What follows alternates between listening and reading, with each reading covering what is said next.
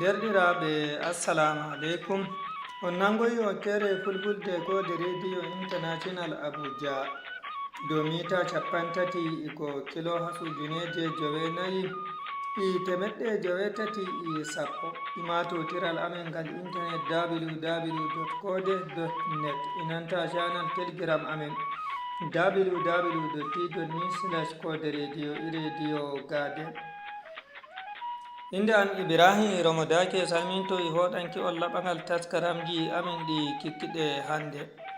Nder taskaramji ɗi min taski waddanki on jemmare nde e wodi taskaram fina tawa, amma hidde ko ɗo hon sey moƴƴitinon jonde gam nanki no duniyaru ndun nyalliri.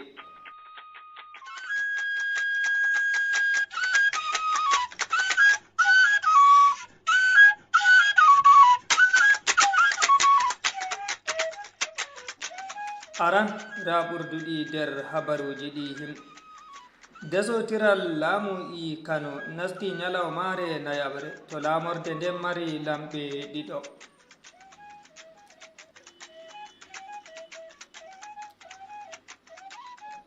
Sojajo leydi Misira goto maayi ɓawo pindidirki hakkunde soji'en Israila inanta ɓe leydi Misira ndin.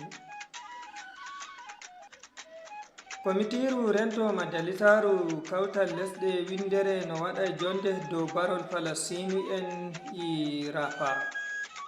Joni sey moƴƴitinon jonde gam nanki habaruji ɗin ɗifumaji.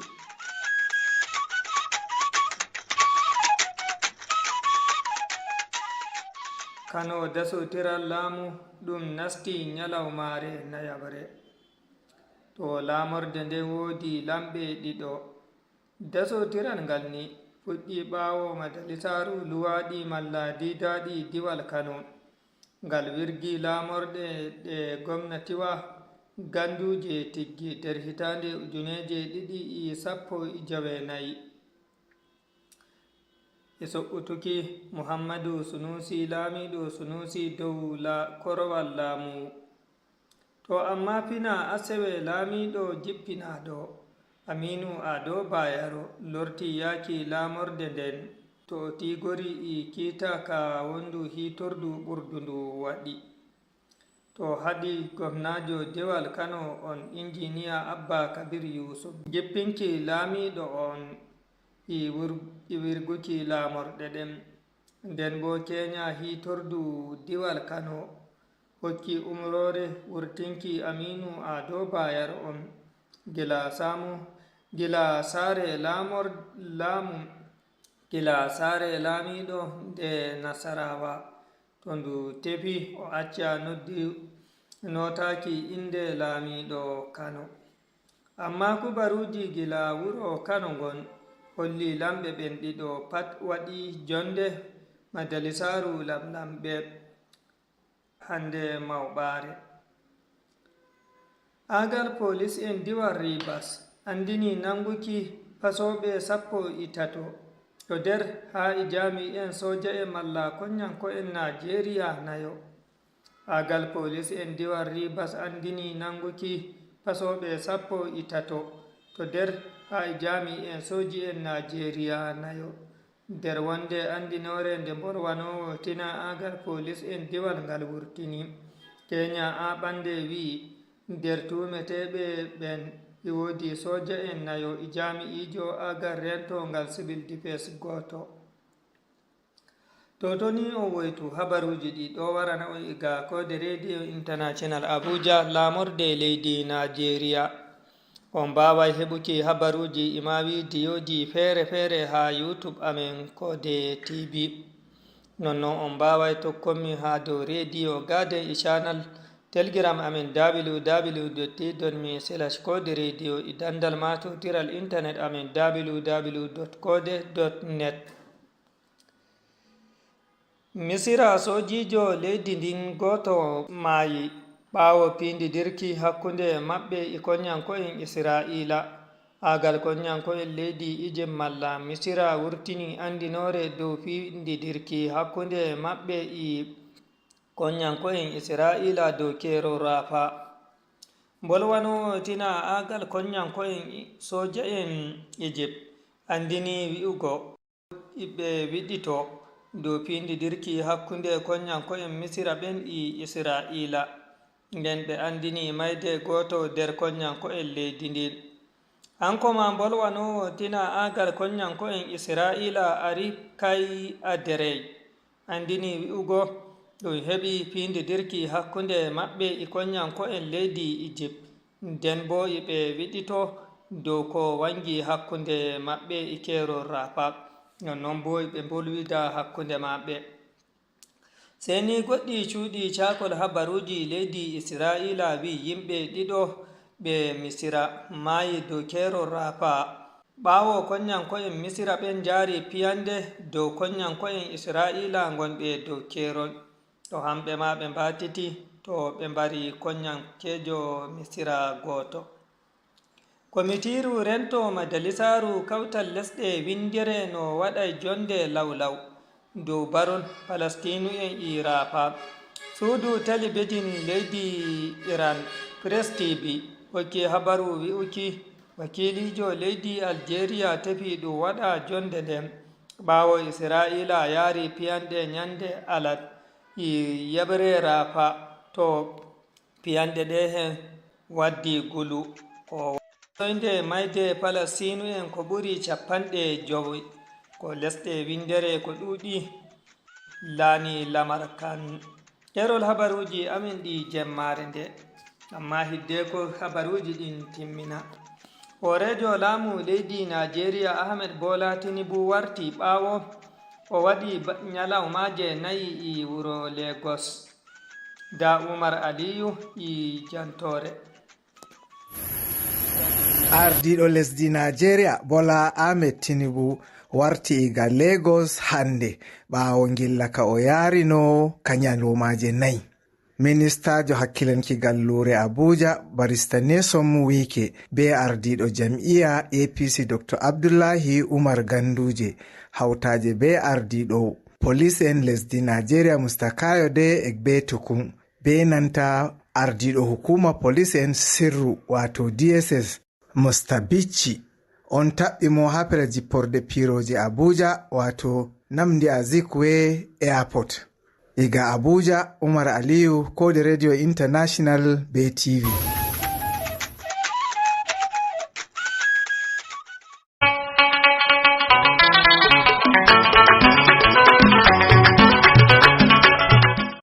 be amin jemma e nyalawma ton gostoro be gumbar radio mon domi tadi 49 nder Abuja ndarde goonyelde fu wala hendu ko hoshaki hite suudu radio Kode International sai ummatore konde min don gam onon ma gonden be amin.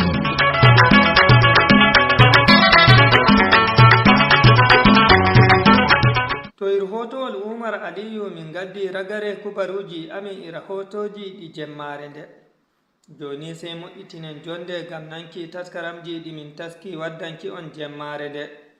aran da taskaram fina tawa hawtande Usman Yaya Musa.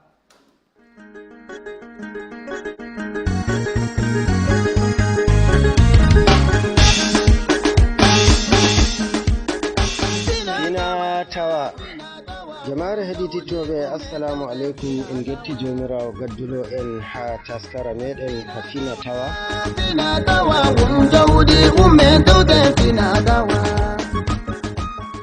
taskara fina tawa ɗum taskara ka suudu radio Kode International waddanta on gila gallure Abuja lamarde lesdi Nigeria. hande ha taskara meɗen ka hande en daranan fina tawaji meɗen ɗi fulɓe nden non en bolwan dow ko larani kujeji ɗuɗɗi ɗi aɗe boɗɗe ɗe fulɓe meɗen no wato kutinirta amma jotta dalila sanjitago zamanu walla ɗi ɗon tilfa ma bo ɗi ɗon kalkita. to koɗo ammo asawere nde ɗo kanko wi'ete boppaño meɗen nden non mamirawo lattiɗo ɗo marɗo duuɓi ɗuɗɗi barkanteji. nonnon do o giiɗo Kenya, o giiɗo hande do nda o ɗo wonda. Gamman be maako cummi gaɗeten taskara meɗen ka asawere nde ɗo. Bako min puɗɗa ha mi jaɓɓomo tawon. Mama a jaɓɓama. Wonno barka Allah wonno sayne. Masha Allah. Sayne. Ba artumi wigo min maran haje andugo inde maɗa be ha danyaɗa nden be no kala pullo fu duran kam.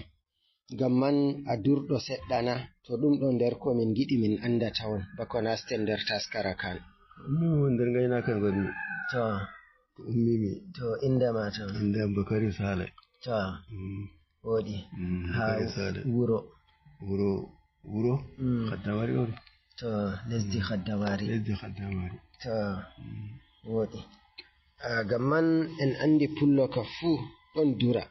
Diga ummago ma ɗon nder durgol na ko ɓawo ɗon na ko noyi nden a durɗo seɗɗana dabbaji pamarina dabbaji mawɗi. Min tawdi abbayna men.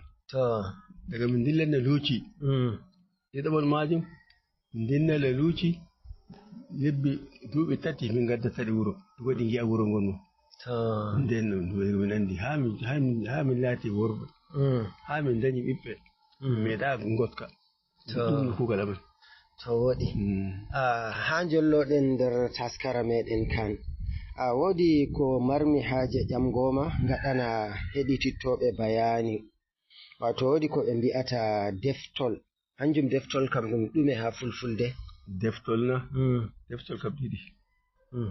Goɗɗo deftol ko ngiwa min deftol ɗo pangol. To pangol ummoto asiri walla ko ummoto baɓɓol o dilla o dawi o dilli woni deftol. To nder fulɓere. To wodi sey ɓangol man fa ɓangol ngol do noy ngol tindinirte?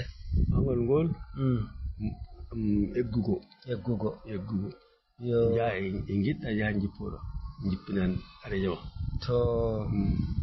To wodi. E sey ko wi'ete luuci weelo nayi min kulata walla bo min tefan nokkure gene ngoni min jaha min jooɗo yo wurtoɗo ɓe nayi walla bo ceeɗu ndiyam toɓa ego min egga min tawa e ndiyam woni ɗum woni eggugo. To kanjum mbi'oto luuci. Kanjum ngeta luuci. To woɗi. Sey wodi kujeji fulɓe ba jotta nokkure sigago gawri ɗum ɓe mbi'ata kaywawuna ko kaywaji ko ɗi ɗuɗɗi. Kaywaji ɗuɗɗi. Faaɓe kaywaji ɗi ɗiɗi. Kaywaji goɗɗi pamari sewɗi ɗi nogas ɗe kocca. Kaywaji goɗɗi bo ɗi mawɗi koƴen arba'ima buhuje buhuɗi. To kanjum woni kaywaji. Kaywaji ɗi worɓe ɗin ɗi rewɓe ɗin hamɓe kocca areje maɓɓe feere. Yo jonta kaywaji pamari ɗi kanjum woni ɓe ettata gawri ko ɓe ñamarde maɓɓe fof ɓe ngaɗa nder maji ɓe koƴa. Kanjum woni kaywaji ɗiɗi ni kadi. To woɗi. Ɗum ka fu nder kujeji ɗi fulɓe naftorto wakkati eggudu. Kanjum min andi. Min anda goɗɗum feere. Kanjum ko goɗɗum waɗama fu hewama jonta amma bo mi wala. To woɗi. Hande ndungu 87 marmi. 87. Alhamdulillah. A heɓi sabbungo. E wodi e ɗume woni illi wodi ko fulɓe mbi'ata illi. Illi ɗum wani ɗum wiyata ɗum illi sengiɗa. Illi sengiɗa. To illi ɗum ɗuma danki. Yo danki wodi. Kanjum woni leeso na. Danki ɗo min yiwan ɗum danki yeeso suudu nini min joɗɗina areje dow ɗon ɗum yoora ko areje man joɗɗina ɗon ko ɗum bana siga ba jonde kobet a hefti hanjum woni kobet hande ɗum zamanu hande bana majum ni. To woɗi. Illi kam kanjum woni kanjum. To woɗi. Nder kujeji ɗi limtuɗen ɗi fulɓe eggirta wodi ko numtuɗa ɗum en mbi'ai nder ɗon nder ko ɓe naftorto ha eggudu ɗum ɓe njowata dow ngaari. Yo daɗɗaje. Yo kanjum wiyete daɗɗaje. To ko worum daɗɗare. Ko ɗe ɗuɗɗi daɗɗaje. To ɗum ɗo fu ɓe ɗon naftoro ɗum kadi gotel be ɗuɗɗum na feere bana ni. To daɗɗare gotel ni koyɗa daɗɗaje waɗum hunde ko gatta ko kurata kam daɗɗaje yo ko gatta gotel bo daɗɗare to woɗi ɗume woni dalila eggudu fulɓe waynaɓe gila nokkure nde faago nokkure wonde feere ɗume dalila kesum ñamarde nayi heɓgo kesum ñamarde nayi ko ceeɗu waɗi walla ko ndungu dirtake e goni hana tawa ko a yaha heɓa no fuɗo kam alhamdulillah ɗi kaɓa ɗi kara walla bo ko a nokkure nde gene man timmi a eggan a wurtoto jaha e tawa e gene ngoni ɗum woni ɓagol ɗum woni eggirɗi ɗum woni eggirdi eggirgol ɗum ni amma magol kam ɗum ɗum amma magol to woɗi ɗum ɗo seɗɗa nder ko fulɓe man dalila ko ɓe eggirta agol salam to jambandu wala kole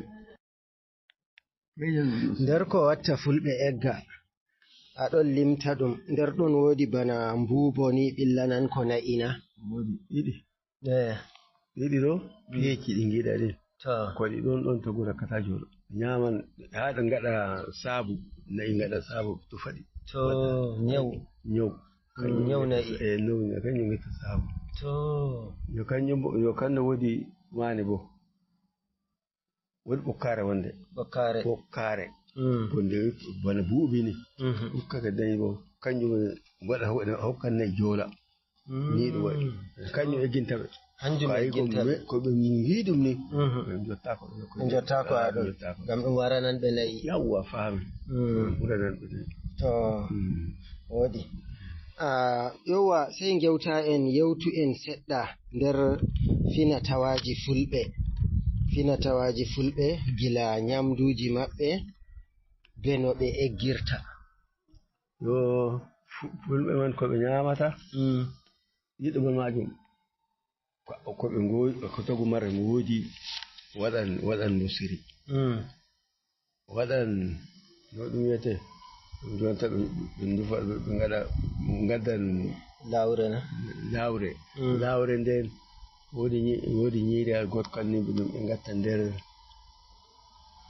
hindeyre ɓe ndufa bana condi ni cakal ɓe heɓa sai ɗum ɓenda ɓe ɗum dow hiite dow fayande sai ɗum ɗaci ɗum ɓenda ɗum ɓendi ɓuɗegeɗeji handi goɗunaru meɗen a ayiden ke daroɗen kominda sey baɗuɓure minon ka wala ko min poti min mbiya ay on arti on timmini kode radio international kam sey yettore Allah accu on Allah wallu on Allah hawtu hoore meɗen Allah wallu ɗemgal fulfulde be pulako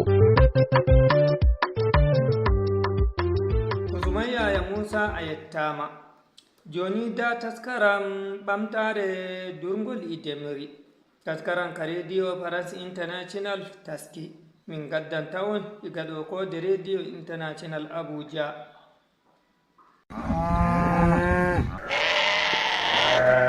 piyara ko remoɓe aynaɓe awoɓe e golloɓe fannuji goɗɗi garata gam hulirde golle maɓɓe walla jeyguli maɓɓe Seynabou Mamadou Ka ari ko e ballal fedde no wiye paraps o addi ko kosam jeeyeteɗam ɓe gaddumi ɗo ko kosam nayyi e nebam nayyi min jogui ko unité ji amen min jogui to Jolof kala ko cohluɗa fewnude e ko fate transformation kala ko jeeƴiɗa hen toon e nder golle ɗe heɓe teski hen yoga e caɗele ko wayno gasnugol kocce maɓɓe e keɓgol karalle bawɗe ɓamtude gollal ngal min ciwa hebde karallagal ƴettude kosam ɗam min mbaɗɗam condi ɗa wono sakuji kalode jeeyɗa famuji hay sa jarnani ko mbaƴano mbo wuuri jalɗimaga kadi matériel uji ceeɗ courant o mo saɗi so ceeɗu woodi kuɗoli natti nayele no egga heɓgol jamde wona hunde webde Aminata Daɗal Ka hombo eero ballal immorade e laamu ngu ceeɗu kam min ngala hoɗ ripas o heɓetaki juuɓi ndiyam koko sayɗi sa ƴeewi minen ni en o ko min ndemato ko neema huuɗo wiyete ko neema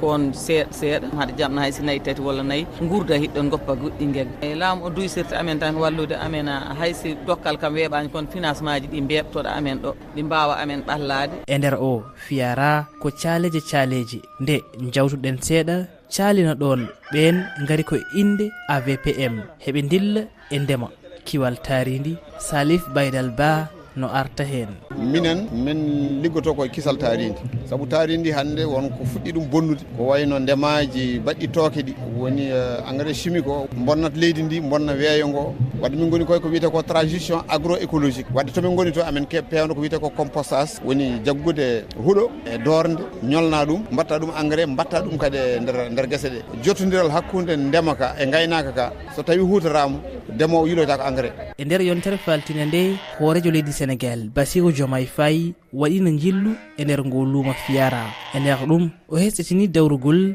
jeytare leydi ndi to banggue nguura. Amadou Tidiane Thiene no ɗamini ko ɗum hunde wawde laatade kono ko e dow sarti. Miiji ngo haali ngo minen edi ɗum miijade min mbi ko ɗum ɗo ina wawi wonde kono noon e dow sarti eɗen jogui nangue en jogui ndiyam kono noon ko ma yaññe leydi ko jogɗen ko tan e ndeydi ndi en mbawa wadde kam autosuffisance alimentaire joni ko wawa wonde sona taw koko yañña matériel addama ɗum no wawi wonde. Dendagal addaɓe e ngo luuma Fiyara gari ko e ballal wallidiɓe mabɓe e biyol Fati Niane addaɓe ɓe no kaani heɓde ko wiyete rewindo. Sabu sa addi neɗɗo moƴƴi kadi mbaɗa ɗum suivi mbaɗa évaluation pour wawa wadde pérenniser mais sa addi ɓe ɗo hikka mo wuuri addi ɓe hay goto hen yettoyta moƴƴi ko gaddaɗo foof poussé ha yettoy kañumne so wawani hoore mum wawa ƴettude wonɓe laamu ngu kala ko waɗi tawa wona wallude remoɓe ɓe aynoɓe e awoɓe ko soyade. Fiyara ko ɗum fartange wonande remoɓe aynaɓe e golloɓe to banggue mbaylari arde gam hollirde bawal mumen. To ni on waytu taskaramji ɗi ɗo warana on iga Kode Radio International Abuja dow lawol Facebook Kode Radio ima channel YouTube amen Kode TV nonnon on mbawai jippinki taskaramji amen kala nde giɗɗon fuu ha dow Telegram amen www.t.me/Kode Radio.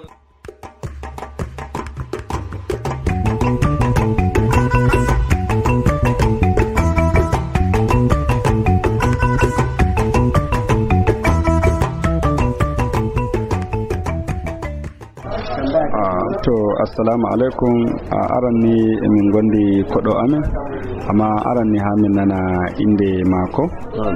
Assalamu alaikum inde Sani Adamu Gamawa leddi Bauchi ɓe ɗon kuwa hukuma famara nga ilmu Gamawa local government.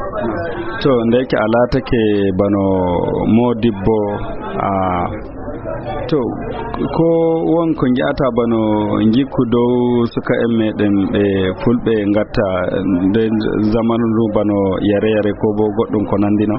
Naam, to alhamdulillahi nde gadduɗo haala ka abo a meniyam inare e gimmi don ko ginnomi dama mi foɗa hakkilo sukaɓe dow baale goɗɗe ɗe ɓe gaɗata gikkuji ɗi mboɗa e dow soduki moɗetekon ko on kon dilli kon hakkilo tagu e woodi moɗetekon e woodi solution e woodi madara sukurdaye ɗum fuu eɓe ɗon kutina e majum ɓe jara hakkiloji maɓɓe gurto ɓe koosha addaji ko shabbi ɓe jaha bucci to ɓe jeehi ɗare ɓe ummina hawre hey tawa haɗum waɗi wara hoore to ɗum to yarata en ko toye don nde fu emin mbula e dow haala ɗo mi yiya laamiɓe mo yiya arduɓe leddi keɓa bolwa dow ɗum heɓa baale ɗe fof wurtina ɗe nder bashi fulɓe sabu ɗum anda fullo e dow baale ɗe mboɗa sabu ɗum andi ɗum hañum dama daga gayna sey jande ko Allah ko Cheikh Ousmane ɗan fodo yiya nde mendure jangi to baale ɗe hande fullo roni abbarona yarki yare ɗum kayaji yimɓe ɓe ngala diina ma to an a woodi diina a woodi fulaku amma ummoɗa jaha gaɗa ga wakki yare koca makami jaha jaafe goɗɗo baba maɗa har to ɗum waddi e kuskure he tawa tagu wandi masaladi yonki ma ko wala bo no wiyatamo to ga Allah ga annabijo mi ɗon toro laamuji daga laamu pamaru e dow laamu nga jiha e dow laamu manga woodi to ɗum woodi ata goɗɗum tokkata waddana min ɗumantini ballutari ɗum heɓa ɗum tugga laamuji sembiɗɗi ɗum haɗa sukaɓe bacci meɗen yarki kayaji ɗi mboɗa.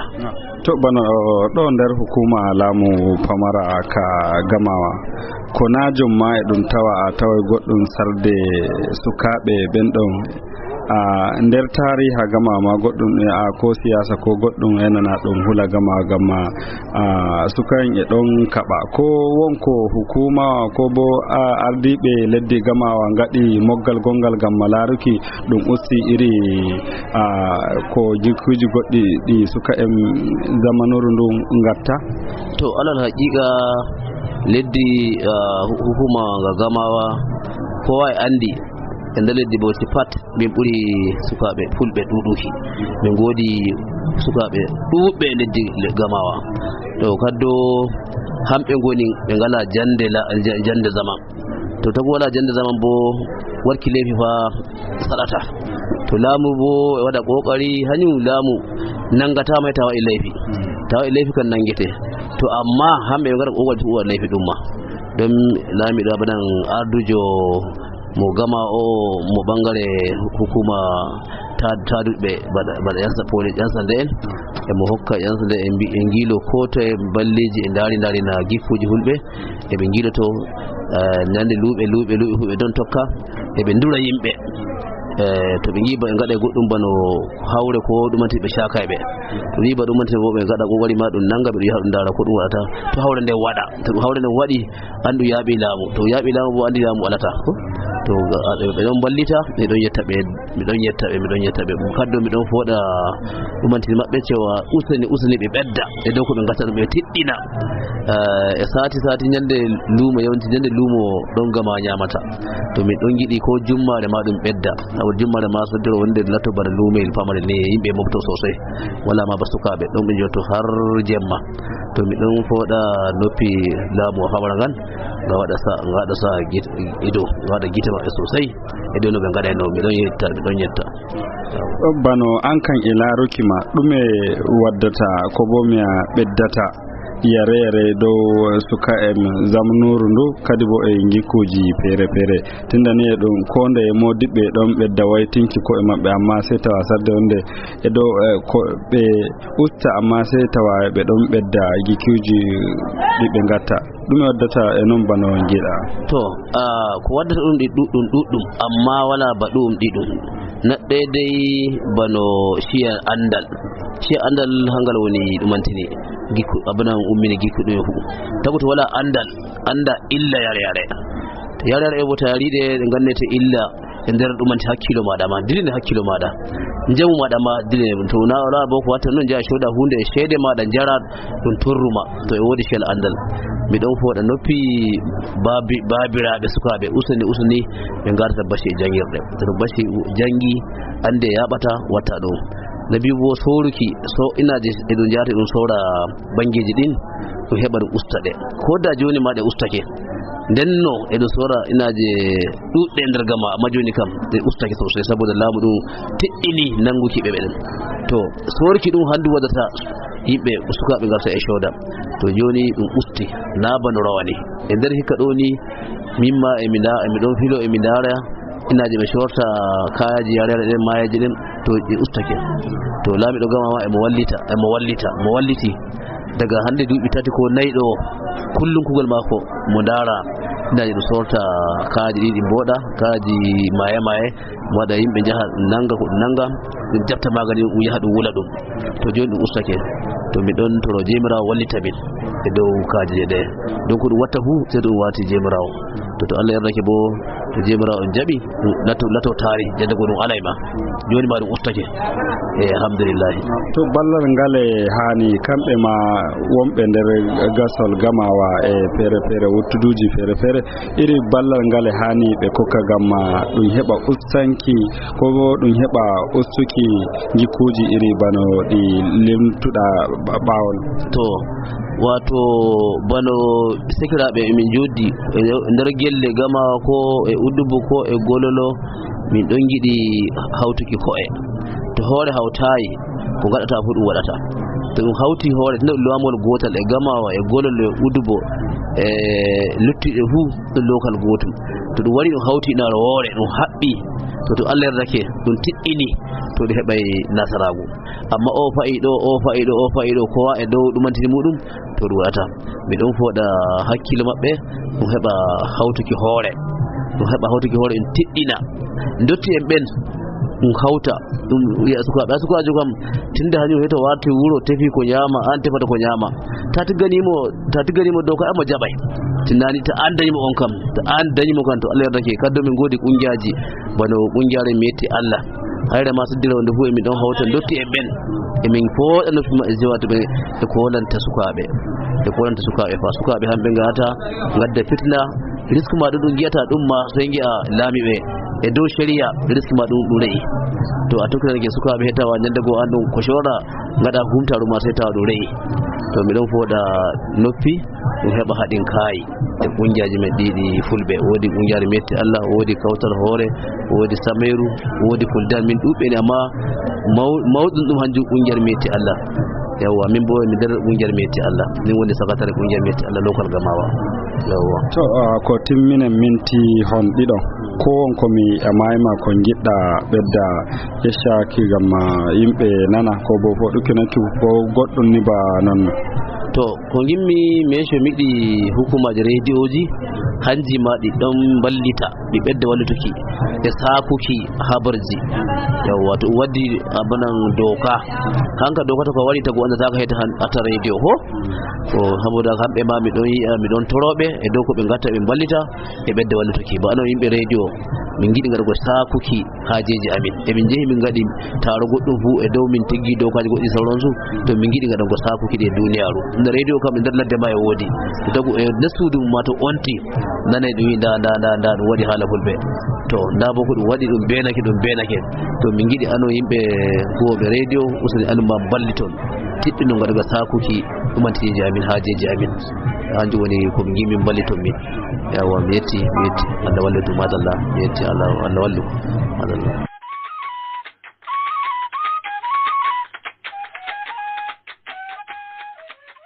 fuyi fuɗo min gaddi ragare taskaramji amin ɗi jemmare nde dow darnde moƴƴitinɗo taskaramji ɗi hin Ahmed Arab Aboubacar Azare dow darnde sobiraɓe kuuɗe amɓe kode radio international Abuja min Ibrahim Ramadake poɗuɗo laɓangal taskaramji ɗi hin jemmare nde mbiyaymi on gonde taskaramji kode radio international Abuja luttuɗi pinen jam.